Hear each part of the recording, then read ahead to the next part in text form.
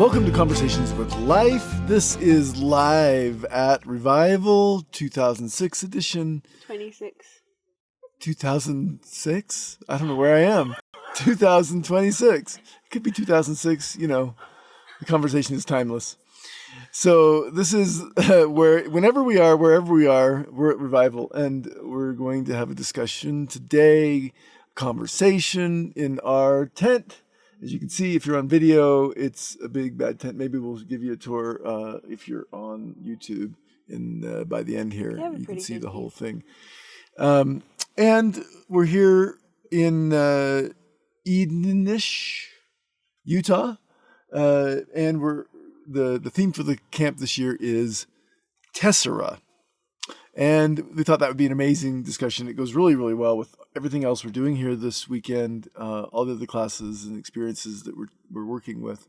It seemed like this is a really beautiful, timely piece, and the stuff that dropped in for us to teach is very much part of this. So welcome. I'm here with Xochi. We have a few other people here that are in the room. Anybody want to introduce themselves? They want to speak? No, they're just here. Okay. So our people are here, and we're going to have this discussion. And anybody can join in anytime if you want to. And we're going to talk about Tessera, which is the theme. And we just read the beautiful write-up that they did. Maybe we'll read a bit of it as we go along. It's the theme for this whole year at Revival. Theme for this whole year, for this thing at Revival. And essentially the theme, as I see it, is finding your place, finding how you fit in with the harmony of all the other things that are happening in your life, finding in the chaos, finding your life piece and how it fits without struggling to find it, but just turning and playing and understanding until it snaps in and you're that part of the whole that you always were, and you're just feeling yourself as that. What do you think? What did you get out of the read?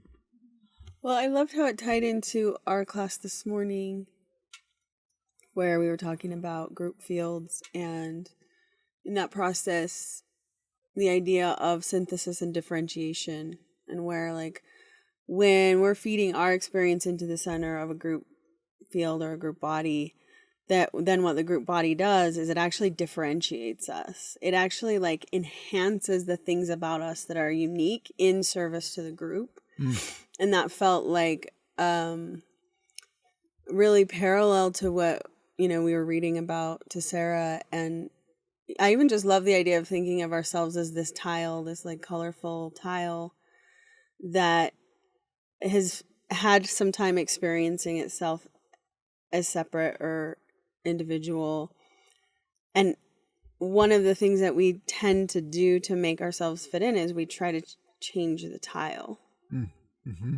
Or we try to bend ourselves into a shape that actually isn't natural, or isn't the shape that life made us as, or isn't the shape that life can flow through us the most efficiently and effectively. And the Tessera thing is it's just actually about orientation. It's not about changing yourself as much as it's about orientation until you find that sweet spot where you're locked in. Life can move through you so that you are giving your highest offering, but you're also being nourished at the highest level. Yeah, I love that. In a sort of meta,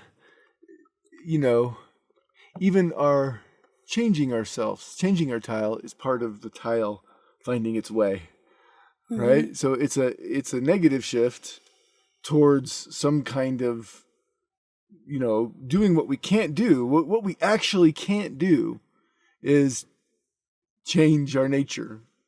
We can try to change it. We can mask our nature. We can try to be something else than what we are. And I think that's a really big key to finding who we are, Totally. We can't do it. So in a way, it's inevitable that we will find that snap, find that time, that place, that piece that we are does find its place. which I think is, a big part of the game.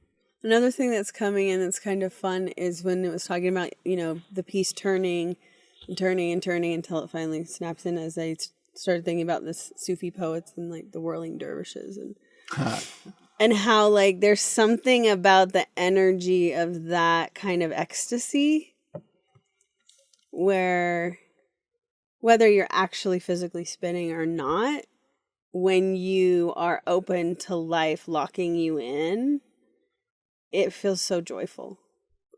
It feels so rich. Mm-hmm. It also is so surprising. It's going to take you outside of your identity. It's going to take you outside of what you know. Mm-hmm. Yeah, what's coming up for me is we're teaching this relationship course. Xochi and I, back in the day, taught what we call the Sovereign Relationship course. And we just moved in together. We were there for some months, and we were just so enjoying what we felt as a new kind of relationship. Like neither of us had experienced this with anybody else and didn't observe a lot of what we were experiencing together outside of ourselves. So we have to teach this, right? Which is a little inflated, right? This is what we do is, on our spiritual path, we're like, this works the best. So we decide that everybody should do what we're doing because it's so amazing. And that wasn't, we listened to the first recap. We would do a live class, and then every day for the class we'd do a recap. And it was great. Honestly, it was we listened to it on the way up here because we're kind of, the redux of solving relationships. Because I think the idea stands. It's just how we were holding it. The energy we were holding it in might have been inflated. But the class was amazing. We're listening to the recap going, this is good shit. So ready to I don't even remember saying this stuff. Wow. Yeah, it's like, I'm cringing to cringe. But the cringe never came. So it's just only a cringe. And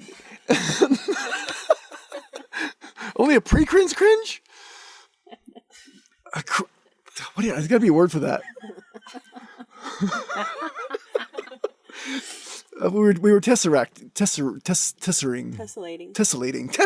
They did use that word tessellating.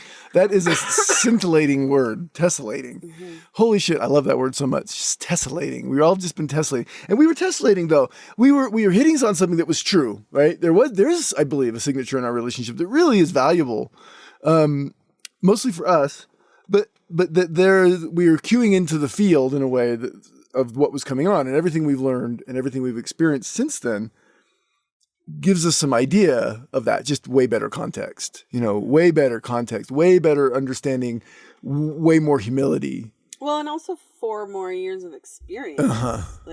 Just that by itself is huge. Yeah, but really beautiful that we went 4 years without ever revisiting that recording, and we went back to it and we're like, okay, I feel like we gave a pretty accurate transmission of what our relationship is, even though we didn't actually know.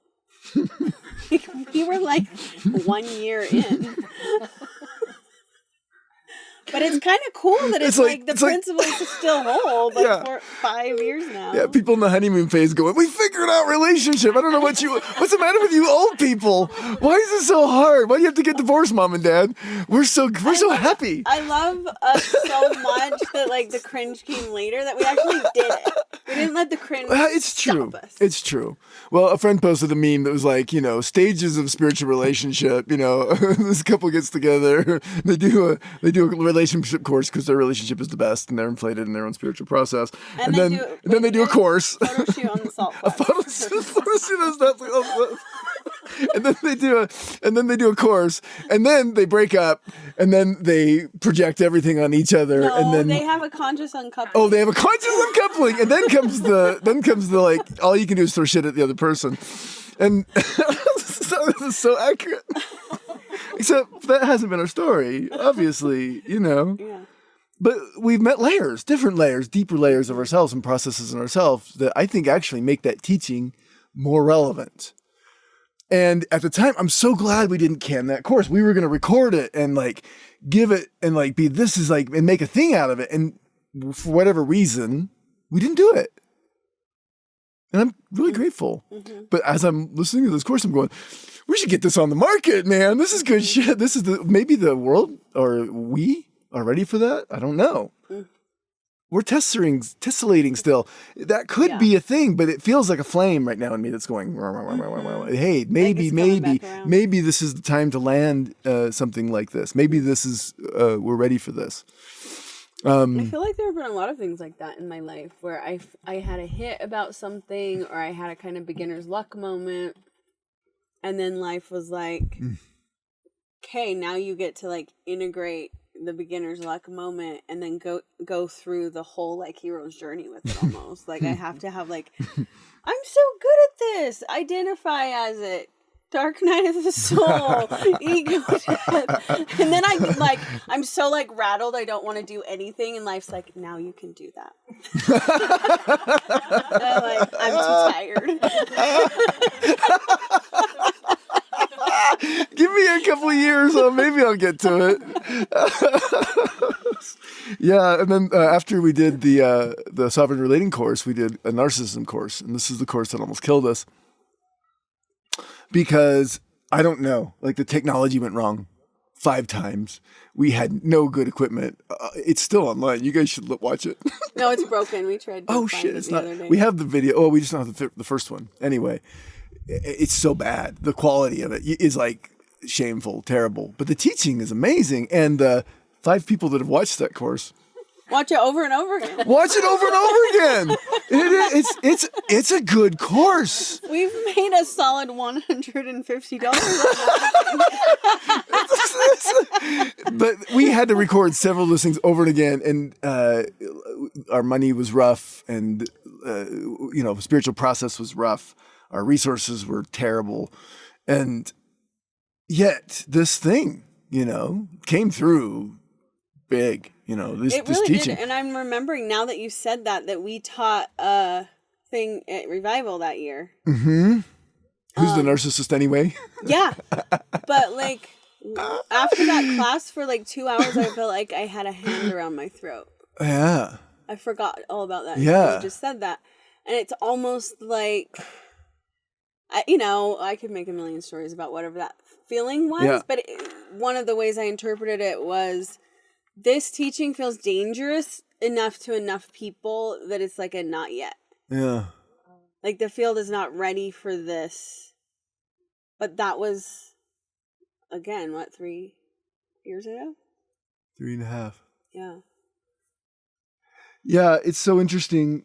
And you feel the vibrating or the shifting or the rotating of the tessera right? Tessera. Anyway, so like you can feel that little rotation, that little shift to find the light, to find the reflection of divinity, right? Finding just that place where it hits just right and can show its color, its brilliance. Yeah, have you ever played with a tessellating puzzle? Where all the tiles are the same shape? But there's only one way they can all go together. And they all have similar pictures and colors. So like the program has an example of it on there. You know what I'm talking about? But there's only one way. So you have to keep trying all the pieces against each other because they all will match with each other, but they won't all match. Does that make sense? Yeah. And I feel like that's another thing is like you and I have this thing and there's like a lot of alignment, but then like finding the way that matches in with different group fields and the way that matches in with humanity and like human evolution and all of that is really interesting to use the Tessera as a analogy there. I feel it. I feel it in my body. I feel it. Yeah, that's really good. And we've been talking about group fields this whole last season of Conversations with Life. If you haven't experienced it, I highly suggest it. Self-serving, whatever. Go watch it. Like I've invested thousands of dollars into the podcast, and it's not a moneymaker. I'm telling you right now, but it's good stuff. When I go back and I listen to some of our stuff, I go, "Holy shit! I would buy this." Like this. What I mean by that is, I think this is I read it as something valuable that if I didn't understand it, I want to be in that conversation. Yeah. I want to understand that for my life. And one of the pains of being a sort of person who's driven to do spiritual teaching is that you often understand things before you live them. Mm-hmm. One of the things I tell my kids is that the nature of being an adult is to be a hypocrite. Because you're always aspiring to be a good person and to do the right thing. And sometimes we don't, you know? And so when you're teaching things, you're always noticing the things that you're not doing great. If you're doing it right, it should humble the shit out of you, right? Right. You don't get more and more inflated. The other thing about, besides hypocrisy, I was going to say is humility or embarrassment. Right. My experience, like, I'm just going to be embarrassed for that's what spiritual awakening is. I'm just going to be embarrassed for the rest of my life because every day is just like, no, you're not. There are certain interactions in my life that I could see my inflation now. And I can see the interaction, and I can see, yeah, I would probably have hated me too. Right. It's like, why doesn't that person love me? And then you're like, oh, that's why. There's something about this because we have the signal of the group field, and we have the signal of the incoming field, you know, leaving the Piscean age, as we talked about, and gaining the Aquarian age, moving into this big group field move, this huge revolution of how we are, of how the energy is in the collective is happening.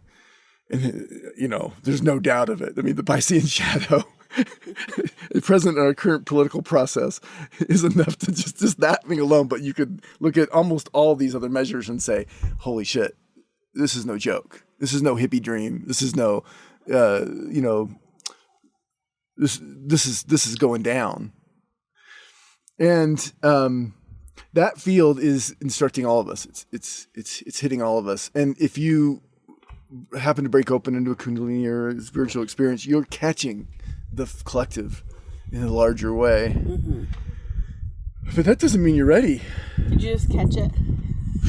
Like your body just did this whole thing. It was awesome. Yeah, you're catching it. You're feeling the push, you know. But I'm just same old fucker, you know, we have this phrase we call it same old fucker. That is, you go through these big experiences, you have like this amazing weekend or trip or whatever you did, and then you wake up the next morning, same old fucker. Mm-hmm. There you are. You're like squeezing your zits in the mirror, like, oh. Same old guy. So great. I feel like I touched divinity and I changed, I downloaded the new codes, but god damn it, I'm still this asshole. And it takes some grace with each other. It takes some grace with ourselves, especially, to hold that. Mm-hmm. You know, this is a big game. It's a lot. And the more sensitive you are, the more difficult that might feel. So if you're listening to this and you feel pushed,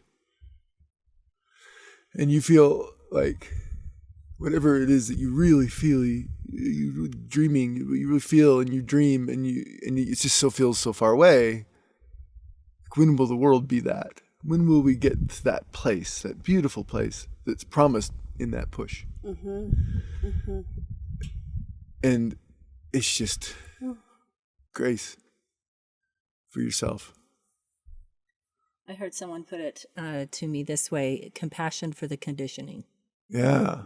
Which is just compassion for the conditioning, or what came in one of our sessions, to be patient with the wreckage of your previous devotion.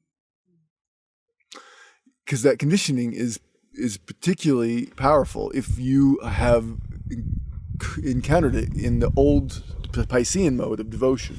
Right. That conditioning, when I wanted to worship Jesus, because that's the thing that, and I was told what that meant, it was honest. So that conditioning lands fucking hard, you know. So yeah, compassion with the previous conditioning. Yeah, and you've spent your whole life trying to be what other people tell you should be. It's hard to like let all that go. Well, and we've never been these people before, right? As we go through this push, or we have this moment of ecstasy, and okay, that's who I'm going to be from now on. But that's still a new being, a new person, a new side of myself. And so I feel like I have to recognize, okay, I've never been this person before. And so I do have to have a lot of compassion, a lot of grace, a lot of patience to realize I'm going to mess up, and then I'll try again.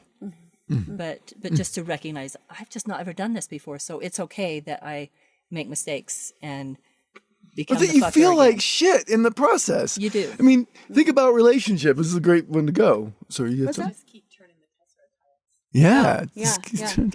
Yeah, Relationship's a great one. You know, like how the hell do we do relationship? It seemed impossible.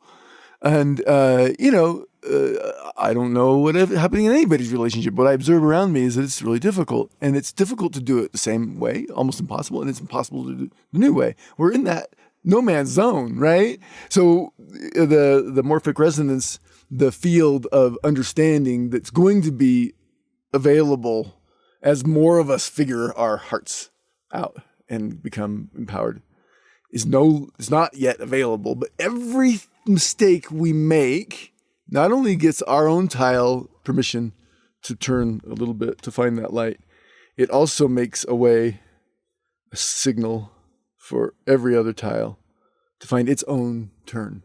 Whether or not it's doing what we're doing, it's just that field of doing it, being with whatever we're with in a slightly different way. So, one of the keys for this oncoming energy process is differentiation. So Piscean demands that we all face the center, and the principle or the person or the whatever in an object of devotion is there, and we're doing the right thing by paying attention and listening and trying to follow, yeah. right? And from a heartful place, right? This is very, very effective. It's not the wrong thing. It's just a different age. And now we're being asked to leave that and let nothing be at the middle. Let the question be at the middle. It's a whole other game. And then that is going to become more accessible as we learn how that whole meta skill is going to be more accessible as we all make this journey in every single aspect, financially and relationally and spiritually and I love this idea that it's not just every time we succeed that we contribute to the morphic field and like the ease of others on the path. But when we fail, we do that too. I don't think I've ever really like held the concept of failure that way. That every failure is also in service to the whole. Because it's like we tried that part of the experience and now that data is in the field. That didn't work. And there's something in my being that is like just kind of relaxed into that. How many people do we have to fail at something before we can do it right? That's a sobering thought. God damn it!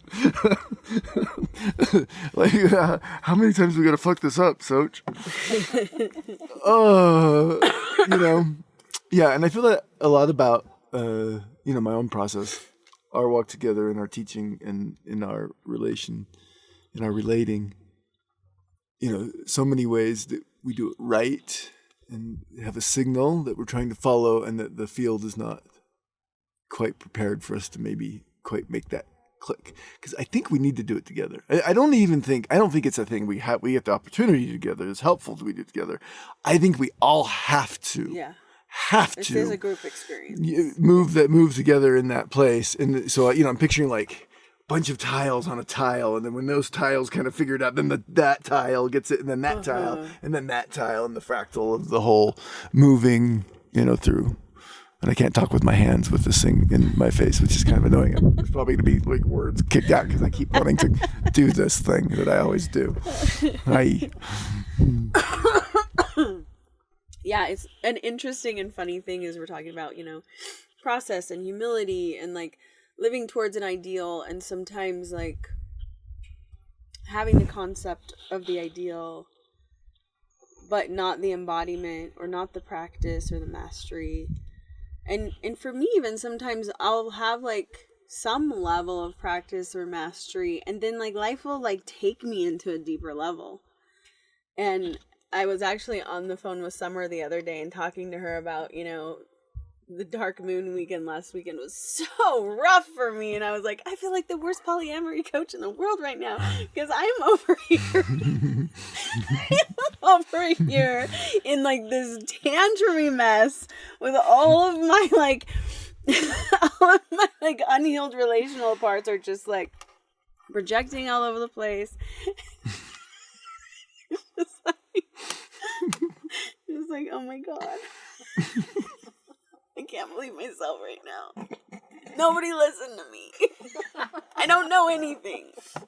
You should have like a little sign that says off air. not on my game. This is not.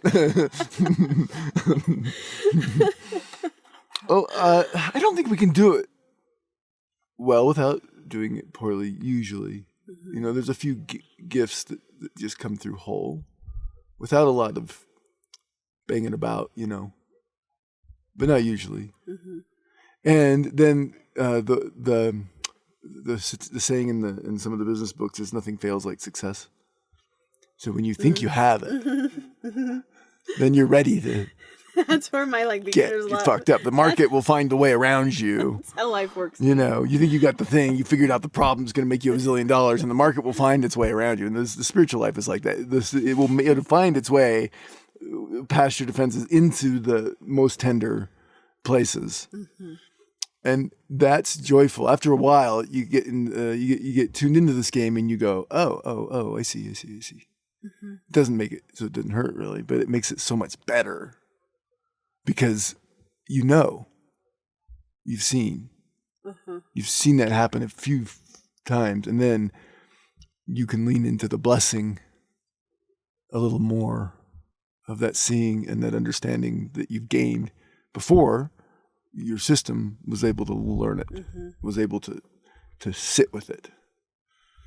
The prime example of this, we'll go back to, the relationship thing, but in the Sovereign relationship, we taught about twin flames, and twin flames, people are like, I want my twin flame. You don't want your twin flame. Twin flame is there to fuck you up. It's there to break you. It's the thing that you can't say no to. The person that matches your thing so much that you can't say no to that experience, and they will suck you in like a black hole and eat you up, right? and you don't not want that experience. I mean, it's beautiful usually for about 5 weeks. You get 5 weeks of like really exciting romance, like I found the thing in the person, don't teach the relationship course yet. Hold on, baby. It's time to get there. We'll give it a second, and then you get to that place where you realize that person is not good for you. That is close to soul destruction. Because it feels so good, so right. And you understand that is not a whole process. You're feeling the tension of something that is impossible, and you're calling it love. But it's really excitement and all sorts of things. I think another frame on that could be that when you are with somebody that meets something in you that hasn't been met before, there is a deepening. Yeah. That's really, really exciting. And it is kind of addictive. It's like, I went my whole life without this, and I thought I was fine without it. And now that I've tasted it, I can't live without it. And you project that all onto this person. But as far as the deepening goes, every time we deepen, there's going to be a period of that sweetness, oh, I finally got to taste this. But then there's also a clearing, it's also shining a light on all of the other stuff that's that deep in you, that you've buried in your subconscious. And all of the things that are down there with this part of you that needed to be met are things that you have exiled, that you need to encounter. You need to find right relationship with. And I think that's where it's so easy for us to go have a big, medicine, ecstasy, tantra experience and be okay, I'm this whole new person. But your walk from then on, kind of like you were saying, I've never been this person before. But your walk from then on is treacherous. You have a treacherous walk before you anytime you open more or deepen more, because you're going to be forced to encounter parts of you that you have exiled. That you can't be there without them. And so you have to encounter them, and you have to find right relationship and integrate those parts of you. Yeah. Yeah. So are you saying you have that higher moment of ecstasy, which gives you an opportunity to go deeper?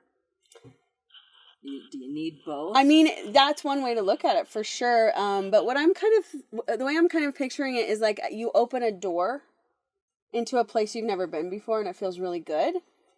But once you're through the door, you realize that what's also in there are all these things that you shamed, exiled, thought that you weren't, and now that you're through the door, like the only way you can be there with the yummy thing that you love there is to also encounter all the other beings that are there that need to be loved and seen and integrated.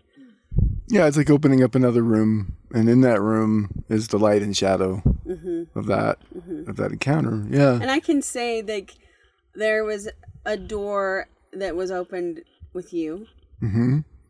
And I've absolutely had to walk with parts of myself in really treacherous and hard ways. Mm-hmm.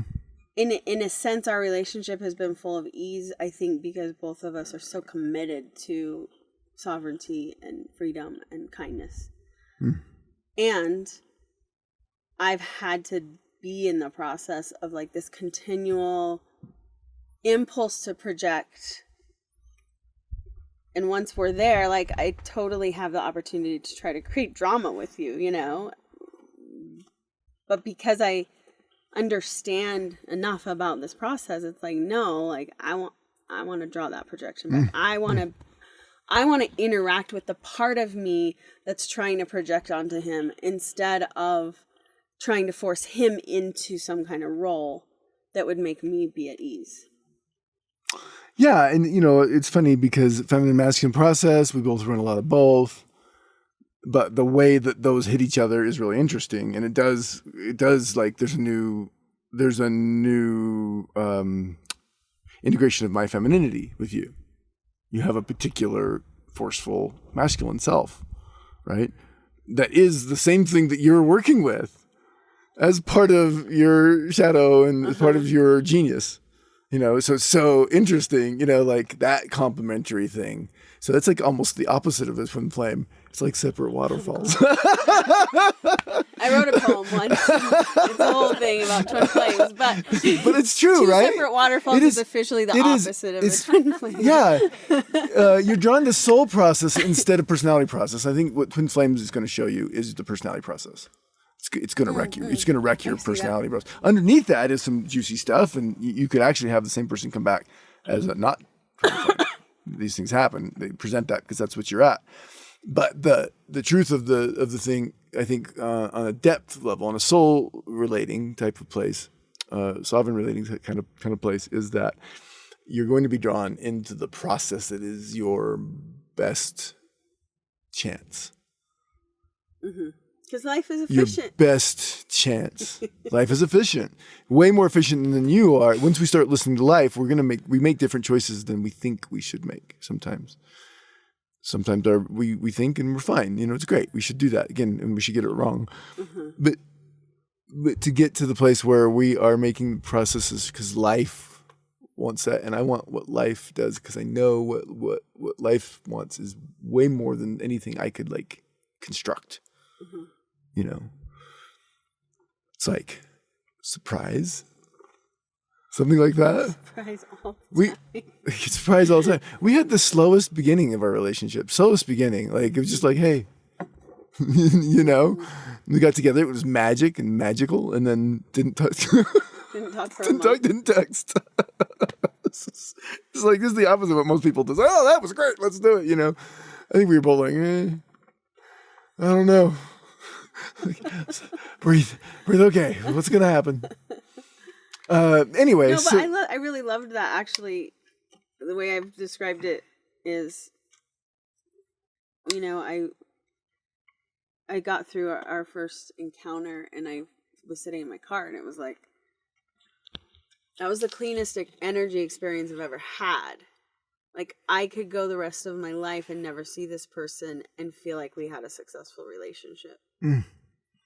So for me, it was like less of an eye roll and more of like, that was so exquisitely satisfying that I don't need to make a story out of this.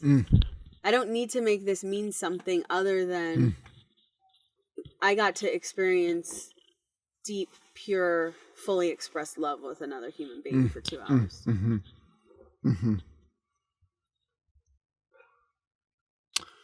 Yeah, the tessellating there. The way that we turn a little And sometimes that clicking into place is like so much less exciting than we think or that we expected. It's kind of boring, you know. Like one of the things is that when sometimes when it's right, the parts of you that are programmed for excitement, They don't get their juju. they're not getting activated. Yeah. And so you're like, well, but You don't get the like what dopamine, whatever thing you get from drama. yeah. Yeah. Oh, there's no drama available here. Is it even worth it? Yeah. Yeah. When I see a relationship mature, that's what I see in really successful relationship is that it becomes delightfully boring, you know, in a way. But that boring is very it's not boring. It's deeply deeply rich. And it's not, it's also like, so, it's very full of passion. It's just like a different thing than how our minds have taught us to seek passion and pleasure. Yeah. And in some ways it's so much more sustainable than the like highs and lows of the drama experience. 'Cause it just keeps getting more rich and more surprising. And yeah, it's like a parallel deepening of each of our relationship to life. And then we just get to come back and share that with each other. Yeah. Did you have something, Mindy? I felt you get a little hit. You sure you don't want to? Well, we were just talking about the chemical hit. I mean, we're addicted to the chemical hit, to the drama. Yeah. Okay. Yeah, so you know, we could probably spend another hour talking about this economically or spiritual community. You know, like revival itself, I think, has tessellated quite a bit. Like, what is this? Well, we What do were they do? super like odd and awkward here our first year. I mean, even just that, like, I feel like each year we've turned a little, and then everyone else has turned a little. Like, it's every year it feels a little bit more like aligned. Yeah, from the kind of like person who feels like he has something to offer in teaching. There's this process. You don't really do that. Although, you know, I've sat with astrologers and the first thing they tell me is like, you're going to be a spiritual teacher.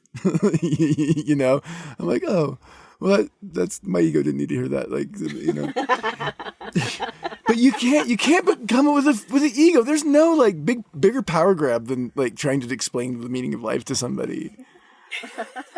This is what it means to me. So like, you should take this on because obviously, and it's the same thing as a relationship. And you know, that listen that drove me to the first revival was pure. Like I say, it was a knowing. It's like, I'm going to do that. You know, I didn't say, hey, Xochi, you want to do this? I said, hey, I'm going to do this. Do you want to play? You know? And that's usually how it goes with us. We don't usually like consult. We're just like, this is what's happening. It might change your life forever if you want to play along. Or you can bag it, you know, anytime. Hey, I'm going to Hawaii for 6 weeks. Kick the board. Yeah, all the time. But like, you know, coming here was a knowing, and I can see in the early offerings the me that wanted to be important.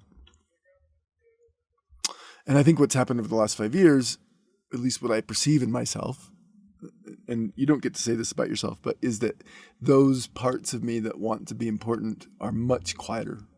Not that they're not there, but they're much quieter.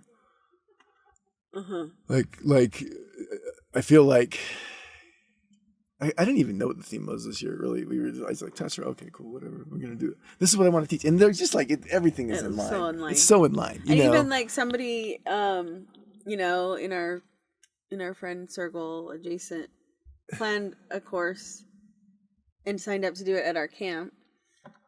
And then like his whole theme is like exactly on my, like everything we're doing. It's Right. just like really fun to feel like the synchronicity start as those pieces start to like be in alignment with each other. To be in a field that's listening together is delightful. So surprising. The synchronicities are just nonstop until you stop even really noticing it. Life becomes a synchronicity, you know. But yeah, from that place of ego, it's really important to offer wherever you're at, you know. Yeah. And then feel how it doesn't work. Well, It yeah, doesn't part get you of what my you want. experience is like going from I want to be important and I want the spotlight and I want everyone to see how like awesome I am to like, who fucking everyone leave me alone. I don't want to do a damn thing. Yet you show up, you know. So yeah, like stuff like this is an edge for me now where you know, even 3 or 4 years ago, I would have been like, yay, it's my turn for the mic. And right now, like, there's a part of me that's trembling. It's just like, I can do this. Yeah, it's the no man's land between feeling what the thing, taking it on in some personal way as aggrandizement or inflation, and then moving into a real capacity to do it. Yeah. To be it, to do the thing that you have been saying even. You know, it takes us back to the relationship course. You know, it's so interesting because, like, you know, we've been doing that. You know, and in a way, there's new levels of that yet are yet to be encountered, and of course, they're going to show up for us. Yeah. You know, of course, I wouldn't expect anything less from the universe than to find the ways that it can just give us the lessons we need. You know. Yeah, and I think on the edge. What trembles in me in this process is like the mind part of me that really wants to know what's going to happen or wants to have a certain outcome. And as I've, you know, gradually shed and you know, attempted to clear my vessel, like the encounter with life is full of gravity. It's full of, I don't know, like how do I convey the like awe and reverence that I feel when I get to do stuff like this and I am given to a higher degree than I have been before, and I just get to feel life using me, life moving through me. And when that happens, like there's a part of me that has to lose control of what's going to happen next that I've always tried to manage, you know, and used to be pretty successful at managing, you know, everybody else's narrative of me, and that has to go. And yeah, so at the same time that there's a trembling, it's a trembling because of the unknown, but it's also a trembling because I'm meeting something that's so pure and sacred as it moves through me, that it leaves me in awe. And I don't know if people are gonna like it. I don't know if they're gonna try to take me down. I don't know, you know, if I'm gonna survive this. I'm not gonna survive it. I guess I do know that. But ultimately I am gonna die. But yeah. So there's something in that that's so. Yeah, what if the click where Sacred, the thing tessellates into place is your death? I've actually wondered that so many times. You know, click. Okay. Or like one of the teachings that, you know, we've encountered is that part of the reason that we delay our soul evolution is that once our soul is in full shine, just like a star, like it's the beginning of the end. Like we've actually started the end of our soul. The soul journey. gives us up just like the personality gives itself up. Yeah. And that's an ongoing process, you know, to reveal divinity. Yeah, it's so interesting. Okay, I feel like we should wrap. Yeah. But any last words? Anybody have any last questions that came up from this discussion that's here? I I just want to say it's been an honor to witness Xochi letting go of controlling the narrative of how people see her. I'm a witness to that. You are a witness, and you also have been a really important witness for me. So thank you. With a little help from our friends. I like this piece on witness. I think we'll close with this, and that is that observing creates. You know, one of the things that we do for each other in a group field is we observe each other. We say, "I see you," and that moves us. It settles us. It takes that piece as we were turning it, and it gives it the confidence to make that last little bit. Cannot do it on our own. Cannot do it. It's in the to bring it back. It's in the conversation. I see you. See me. We get this. We get this. Yeah, I see the find the place. The puzzle tiles of say that we each have like a little red arc on our tile, and they're supposed to meet each other. And we're just like, okay, if I move a little bit and you move a little bit, will our red lines finally match up? That we're all kind of in that. Yeah. And we have to do this together. Yeah, where we are, who we're with, the people we meet, the people we connect with, the people that leave a bit of their soul and we leave a bit of ours with them, are essential to the process. And if there's an excuse, if we need an excuse to come to a festival and to be in groups of people, on this quest to find the right turn, that could be it. Amen. Well, you spent another perfectly good hour that you could have been, I don't know, sleeping or something, listening to Conversations with Life. And I hope it was instructive. I love this conversation today. I love this theme. It's in the field here.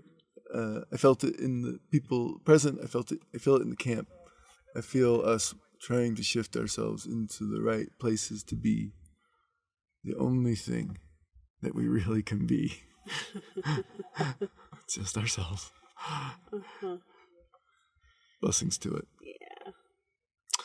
Yeah. To say the other stuff that you're supposed to say at the end of a podcast, go find our Facebook group. Do we have a Facebook group? I have not been on there for way too long. We have a Facebook group, but we also have a website. We have a website, soulandspiritwellness.com. Go on there. Maybe you can not download the narcissism course or the sovereign relationship course, or email me. I actually found the document for sovereign relationship course. If anybody wants it, welcome to the workbook. It's a whole workbook. All the videos are still on Facebook. You can work yourself through that and make a donation if you really, really find value in it. Pay me money. And if you don't, then just forget all about it. There's no lose there. And, you could actually get value of it and not pay me. That'd be fine too. Anyway, I was saying the things, go on our Facebook, and look at our back catalog, our first 2 seasons, I think. But we also are on Spotify, Apple, YouTube. Yes, all the things. Yeah, Facebook, Spotify, all the things. I think the first 2 seasons, as I've been going back, are like our essential teachings. Like the conversation that dropped in those first 2 seasons was so essence. Everything else has been great, beautiful. It's worth your time. I do believe we spent a lot of time and money and energy making those episodes, and I hope you enjoy them. They're a gift, and also some of it is absolute bullshit, I'm sure. Good luck figuring out what's what. Probably not what you think. That's all I'm going to say. Bye. Have a beautiful time. Take care. Yeah.